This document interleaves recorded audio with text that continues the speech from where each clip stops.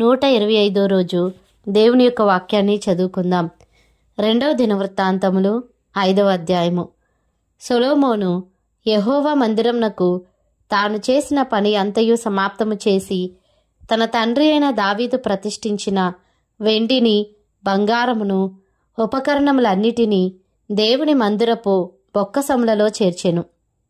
తరువాత యెహోవా నిబంధన మందసమును సీయోను అను దావీదు పురం నుండి తీసుకొని వచ్చుటకై సొలొమోను ఇశ్రాయేలీల పెద్దలను, ఇశ్రాయేలీల వంశములకు అధికారులకు గోత్రముల పెద్దలనందరినీ యెరూషలేము నందు సమకూర్చెను.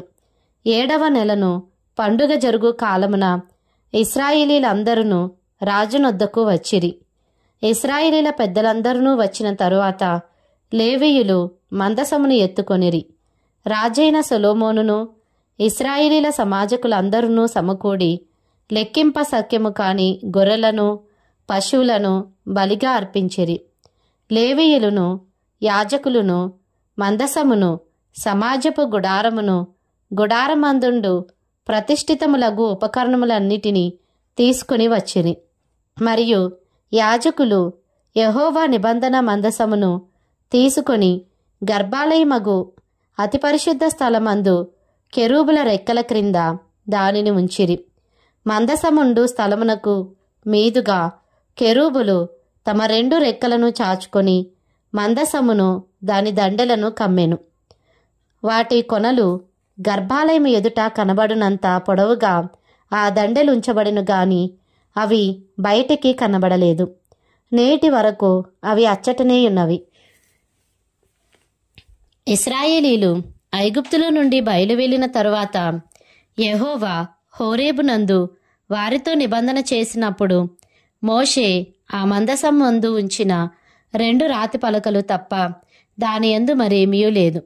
యాజకులు పరిశుద్ధ స్థలము నుండి బయలుదేరి వచ్చినప్పుడు అచ్చట కూడియున్న యాజకులందరూ తమ వంతులు చూడకుండా తమ్మును తాము ప్రతిష్ఠించుకొనిరి. ఆసాపు, హేమాను, యెదూతూనుల సంబంధమైన వారును వారి కుమారులకును సహోదరులకును సంబంధికులకు పాఠకులైన లేవీయులందరూ సన్నపు నార వస్త్రములను ధరించుకొని తాళములను, తంబురలను, సితారాలను చేతపట్టుకొని బలిపీఠమునకు తూర్పు తట్టున నిలిచిరి.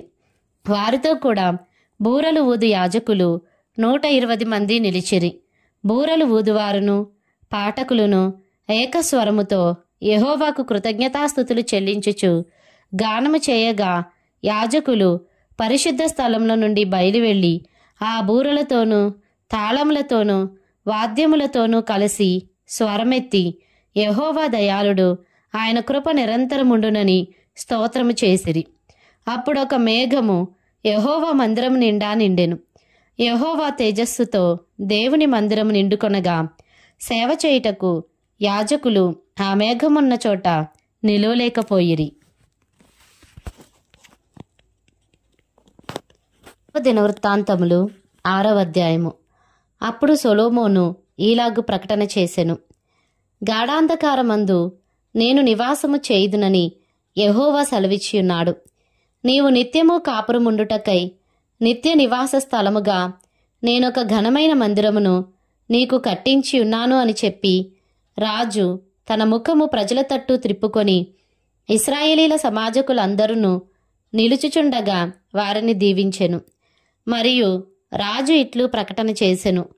నా తండ్రి అయిన దావీదునకు మాట ఇచ్చి తానే స్వయముగా నెరవేర్చిన ఇశ్రాయేలీల దేవుడైన యెహోవాకు స్తోత్రము కలుగునుగాక.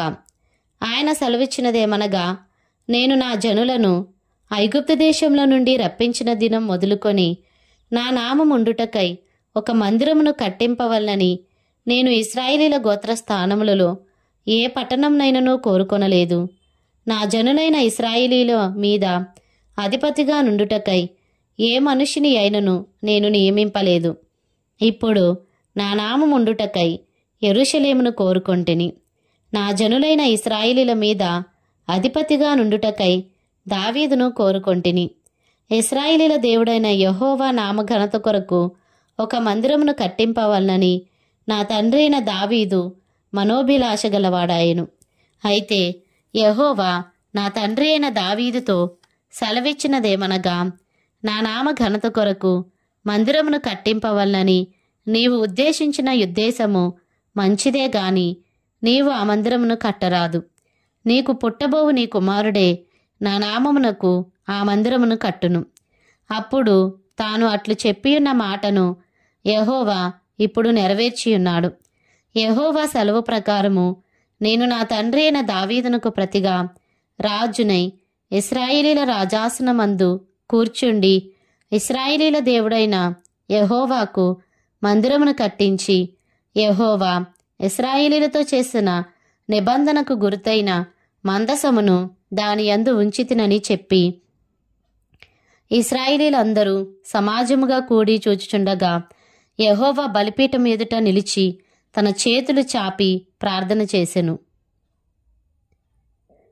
తాను చేయించిన 5 మూరల పొడవును 5 మూరల వెడల్పును 3 మూరల ఎత్తును గల ఇత్తడి చప్పరమును ముంగిటి ఆవరణంనందుంచి దానిమీద నిలిచియుండి సమాజముగా కూడియున్న ఇశ్రాయేలీలందరి ఎదుటను మోకాళ్ళూని చేతులు ఆకాశం వైపు చాపి సొలొమోను ఇట్లని ప్రార్థన చేసెను. యెహోవా, ఇశ్రాయేలీల దేవా, హృదయపూర్వకముగా నిన్ననుసరించి నీ భక్తులకు నిబంధనను నెరవేర్చుచు కృపను చూపుచూ నుండు నీ వంటి దేవుడు ఆకాశమందైనను భూమి అందైనను లేడు. నీ సేవకుడైన దావీదు అను నా తండ్రితో నీవు సెలవిచ్చిన మాట నెరవేర్చియున్నావు. నీవు వాగ్దానము చేసి ఈ దినమున కనబడుచున్నట్టుగా దానిని నెరవేర్చియున్నావు. నీవు నా ముందర నడిచినట్లుగా నీ కుమారులను తమ ప్రవర్తన కాపాడుకుని నా ధర్మశాస్త్రము చొప్పున నడిచిన ఎడల ఇశ్రాయేలీల సింహాసనం మీద కూర్చుండువాడు నా ఎదుట నీకుండకపోడని నీవు నీ సేవకుడైన దావీదు అను నా తండ్రితో సెలవిచ్చిన మాట ఇశ్రాయేలీల దేవా యెహోవా దయచేసి నెరవేర్చుము. ఇశ్రాయేలీల దేవా యెహోవా, నీవు నీ సేవకుడైన దావీదుతో సెలవిచ్చిన మాట ఇప్పుడు స్థిరమవునుగాక. మనుషులతో కలిసి దేవుడు భూమియందు నివాసము చేయునా? ఆకాశమును మహాకాశమును నిన్ను పట్టజాలవే. నేను కట్టిన ఈ మందిరము నిన్ను పట్టునా? దేవా యెహోవా, నీ సేవకుడు నీ సన్నిధిని చేయు ప్రార్థనయందును విన్నపమునందును లక్ష్యముంచి నీ సేవకుడైన నేను చేయు ప్రార్థనను పెట్టు మొరను ఆలకించుము. నీ సేవకులు ఈ స్థలము తట్టు తిరిగి చేయు విన్నపములను వినుటకై నా నామమును అచ్చట ఉంచెదనని నీవు సెలవిచ్చిన స్థలముననున్న ఈ మందిరం మీద నీ కనుదృష్టి రాత్రింబగళ్ళు నిలిచునుగాక. నీ సేవకుడును నీ జనులైన ఇశ్రాయేలీయులను ఈ స్థలము తట్టు తిరిగి చేయబోవు ప్రార్థనలను నీవు ఆలకించుము. ఆకాశముననున్న నీ నివాస స్థలమందు ఆలకించుము. ఆలకించునప్పుడు క్షమించుము. ఎవడైనను తన పొరుగువాని ఎడల తప్పు చేసినప్పుడు అతని చేత ప్రమాణము చేయించుటకై అతని మీద ఒట్టు పెట్టబడి ఆ ఒట్టు ఈ మందిరమందుండు నీ బలిపీఠం ఎదుటికి వచ్చినప్పుడు నీవు ఆకాశమందు విని నీ దాసులకు న్యాయము తీర్చి హాని చేసిన వాని తలమీదికి శిక్ష రప్పించి నీతిపరుని నీతి చొప్పున వానికిచ్చి వాని నీతిని నిర్ధారణ చేయుము.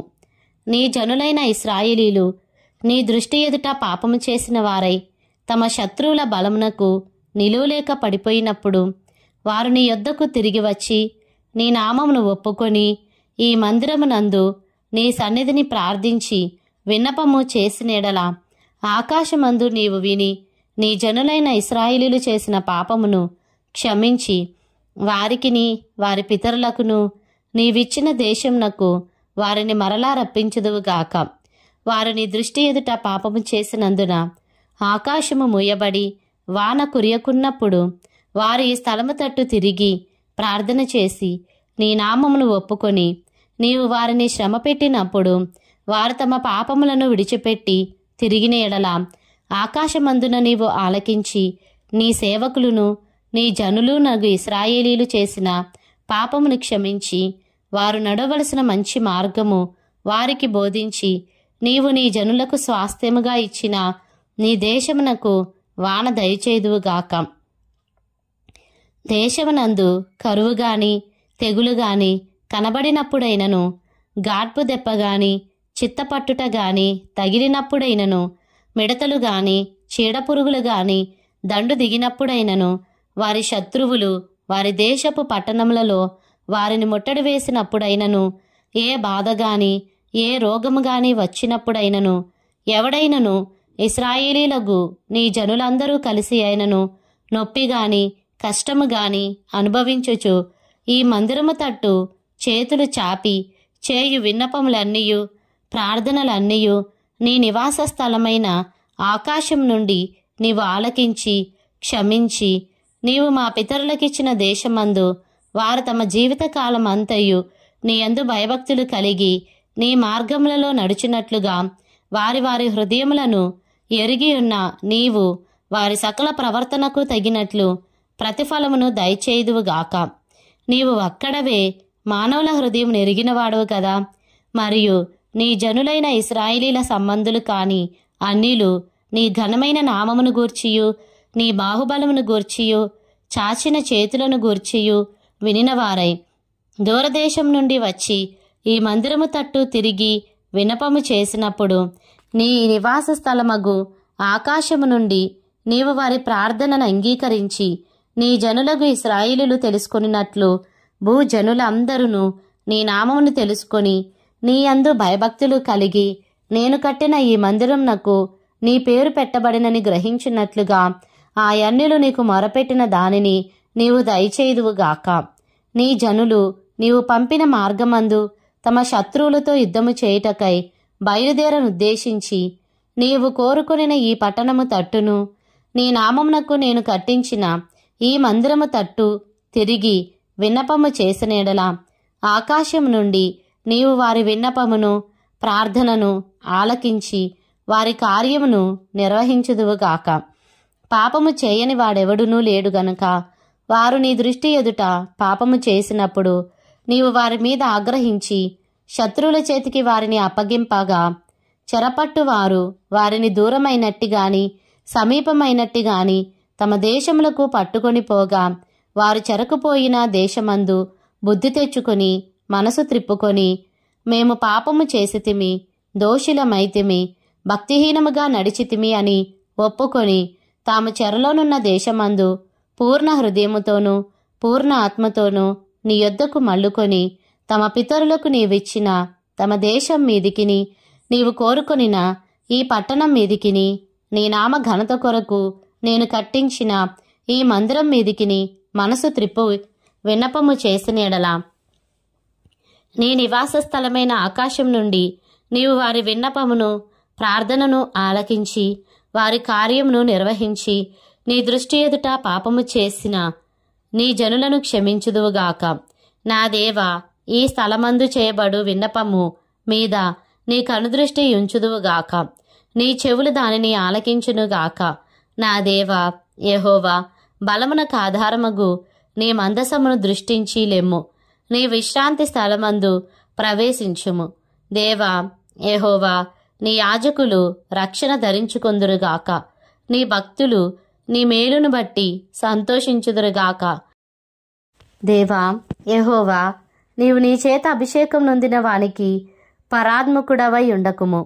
నీవు నీ భక్తుడైన దావీదునకు వాగ్దానము చేసిన కృపలను జ్ఞాపకం చేసుకొనుము. 2వ దినవృత్తాంతములు 7వ అధ్యాయము. సొలొమోను తాను చేయు ప్రార్థనను ముగించినప్పుడు అగ్ని ఆకాశం నుండి దిగి దహన బలులను ఇతరమైన బలులను దహించెను. యెహోవా తేజస్సు మందిరం నిండా నిండెను. యెహోవా తేజస్సుతో మందిరం నిండినందున యాజకులు అందులో ప్రవేశింపలేకయుండిరి. అగ్నియు యెహోవా తేజస్సును మందిరము మీదికి దిగగా చూచి ఇశ్రాయేలీలందరూ సాష్టాంగ నమస్కారము చేసి, యెహోవా దయాళుడు, ఆయన కృప నిరంతరముండునని చెప్పి ఆయనను ఆరాధించి స్తుతించిరి. రాజును జనులందరూ యెహోవా ఎదుట బలులు అర్పించిరి.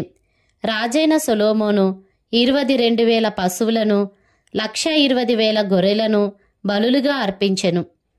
యాజకులు తమ తమ సేవా ధర్మములలో నిలుచుచుండగను లేవీయులు యెహోవా కృప నిరంతరము నిలుచుచున్నదని వారి చేత ఆయనను స్తుతించుటకై రాజైన దావీదు కల్పించిన యెహోవా గీతములను పాడుచు వాద్యములను వాయించుచు నిలుచుచుండగను, యాజకులు వారికి ఎదురుగా నిలిచి బూరలు ఊదుచుండగను, ఇశ్రాయేలీలందరూ నిలిచియుండగను, రాజును జనులందరూ కూడి దేవుని మందిరమును ప్రతిష్ఠ చేసిరి. మరియు తాను చేయించిన ఇత్తడి బలిపీఠము దహన బలులకును నైవేద్యములకును క్రొవ్వుకును చాలనందున యెహోవా మందిరము ముంగిటనున్న నడిమి ఆవరణమును సొలొమోను ప్రతిష్ఠించి అక్కడ దహన బలులను సమాధాన బలిపశువుల క్రొవ్వును అర్పించెను. ఆ సమయమందు సొలొమోనును అతనితో కూడా హమాతునకు పోవు మార్గము మొదలుకొని ఐగుప్తు నది వరకున్న దేశంలో నుండి బహు గొప్ప సమూహముగా కూడివచ్చిన ఇశ్రాయేలీలందరూ 7 దినములు పండుగ ఆచరించి 8వ నాడు పండుగ ముగించిరి. 7 దినములు బలిపీఠమును ప్రతిష్ఠ చేయుచు 7 దినములు పండుగ ఆచరించిరి. 7వ నెల 23వ దినమందు దావీదునకును సొలొమోనునకును తన జనులైన ఇశ్రాయేలీలకును యెహోవా చేసిన మేలుల విషయమై సంతోషించుచును మనోత్సాహము నొందుచును ఎవరి గుడారములకు వారు వెళ్ళునట్లు అతడు జనులకు సెలవిచ్చి వారిని పంపివేశెను. ఆ ప్రకారము సొలొమోను యెహోవా మందిరమును రాజనగరును కట్టించి యెహోవా మందిరమందును తన నగరునందును చేయుటకు తాను ఆలోచించినదంతయు ఏ లోపము లేకుండా నెరవేర్చి పని ముగించెను. అప్పుడు యెహోవా రాత్రియందు సొలొమోనునకు ప్రత్యక్షమై ఈలాగు సెలవిచ్చెను, నేను నీ విన్నపమును అంగీకరించి ఈ స్థలమును నాకు బలులు అర్పించు మందిరముగా కోరుకొంటిని. వాన కురియకుండా నేను ఆకాశమును మూసివేసినప్పుడే గాని దేశమును నాశనము చేయుటకు మిడతలకు సెలవిచ్చినప్పుడే గాని నా జనుల మీదికి తెగులు రప్పించినప్పుడే గాని నా పేరు పెట్టబడిన నా జనులు తమ్మును తాము తగ్గించుకొని ప్రార్థన చేసి నన్ను వెదకి తమ చెడు మార్గములను విడిచినేడలా ఆకాశము నుండి నేను వారి ప్రార్థనను విని వారి పాపమును క్షమించి వారి దేశమును స్వస్థపరచుదును. ఈ స్థలమందు చేయబడు ప్రార్థన మీద నా కనుదృష్టి నిలుచును, నా చెవులు దానిని ఆలకించును. నా పేరు ఈ మందిరమునకు నిత్యము ఉండునట్లుగా నేను దాని కోరుకొని పరిశుద్ధపరిచితిని. నా దృష్టియు నా మనస్సును నిత్యము దాని మీద నుండును. నీ తండ్రి అయిన దావీదు నడిచినట్లుగా నీవును నాకనుకూల వర్తనుడవై నడిచి నేను నీకు ఆజ్ఞాపించిన దాని అంతటి ప్రకారము చేసి నా కట్టడలను నా న్యాయవిధులను అనుసరించినెడల ఇశ్రాయేలీలను ఏలుటకు స్వసంతతి వాడు ఒకడు నీకుండకపోడని నేను నీ తండ్రి అయిన దావీదుతో చేసియున్న నిబంధనను బట్టి నేను నీ రాజ్య సింహాసనమును స్థిరపరచుదును. అయితే మీరు త్రోవ తప్పి నేను మీకు నియమించిన కట్టడలను ఆజ్ఞలను విడిచి ఇతర దేవతలను అనుసరించి వాటికి పూజా నమస్కారము చేసినేడలా నేను మీకిచ్చిన నా దేశంలో నుండి మిమ్మును పెళ్లగించి నా నామమునకు నేను పరిశుద్ధపరిచిన ఈ మందిరమును నా సన్నిధి నుండి తీసివేసి సమస్త జనములలో దానిని సామెతకాస్పదముగాను నిందకాస్పదముగాను చేయుదును. అప్పుడు ప్రఖ్యాతి నొందిన ఈ మందిర మార్గమున పోవు ప్రయాణస్తులందరూ విస్మయముంది యెహోవా ఈ దేశమునకును ఈ మందిరమునకును ఎందుకు ఈ ప్రకారముగా చేసినని అడుగగా జనులు ఈ దేశస్థులు తమ పితరులను ఐగుప్తు దేశం నుండి రప్పించిన తమ దేవుడైన యెహోవాను విసర్జించి ఇతర దేవతలను అనుసరించి వాటికి పూజా నమస్కారములు చేసినందున యెహోవా ఈ కీడంతయు వారి మీదికి రప్పించినని ప్రత్యుత్తరమిచ్చెదరు.